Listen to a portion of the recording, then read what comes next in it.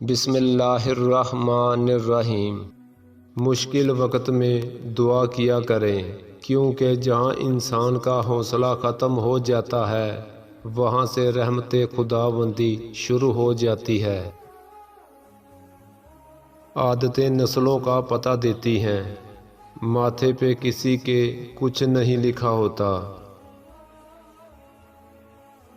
لوگوں کو زیادہ جاننے کی کوشش نہ کرو، کیونکہ جتنا جانیں گے اتنا ہی دور ہوتے جائیں گے۔ یہ ممکن ہی نہیں کہ جو ہم دوسروں کے ساتھ کریں وہ ہمارے ساتھ نہ ہو۔ اللہ تعالیٰ سے رجوع کرنے میں کوئی ہچکچاہٹ نہ کرو، اس کے پاس تو گزرے ہوئے کل کی معافی بھی ہے اور آنے والے کل کا انعام بھی۔ دلوں میں فرق آ جائے تو تعلقات نبھائے نہیں جاتے بلکہ گھسیٹے جاتے ہیں۔ ایک کامیاب انسان وہ ہے جو انہی پتھروں سے گھر تعمیر کر لے جو اس کے اوپر پھینکے جاتے ہیں۔ اللہ کی عطا کبھی ختم ہونے والی نہیں، طلب کرنا بندے کا کام ہے۔ بے سکونی کی ایک وجہ یہ بھی ہے کہ انسان اپنی پریشانیوں کا ذکر اپنے رب کی بجائے نالائق لوگوں سے کرتا ہے۔ خاموشی کا مطلب لحاظ ہوتا ہے، لوگ اسے کمزوری سمجھ لیتے ہیں،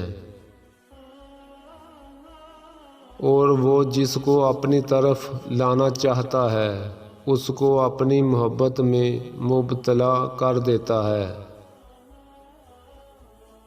اگر سجدے میں جھک جائیں تو مشکلات کا وزن کم ہو جاتا ہے۔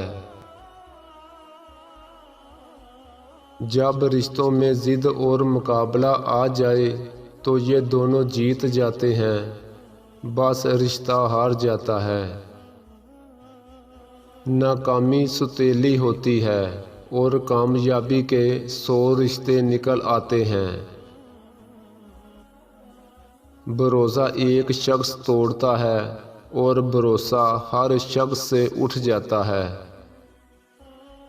اکثر لوگ کہتے ہیں کہ ہم سے غلط بات برداشت نہیں ہوتی، حالانکہ غلط بات برداشت کرنا ہی تو صبر ہے۔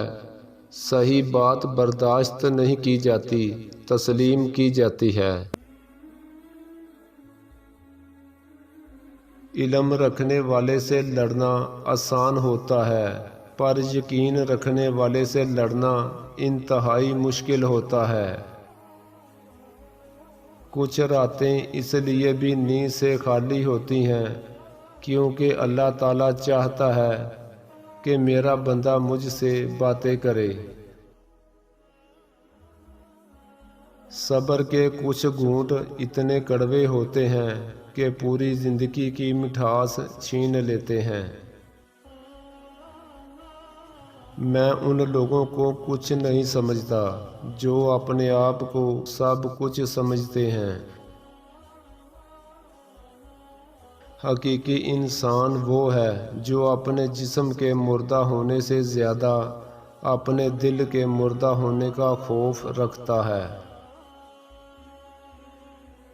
اپنی قدر کریں، خود کو با علم کریں اور اپنے لیے مسکرائیں۔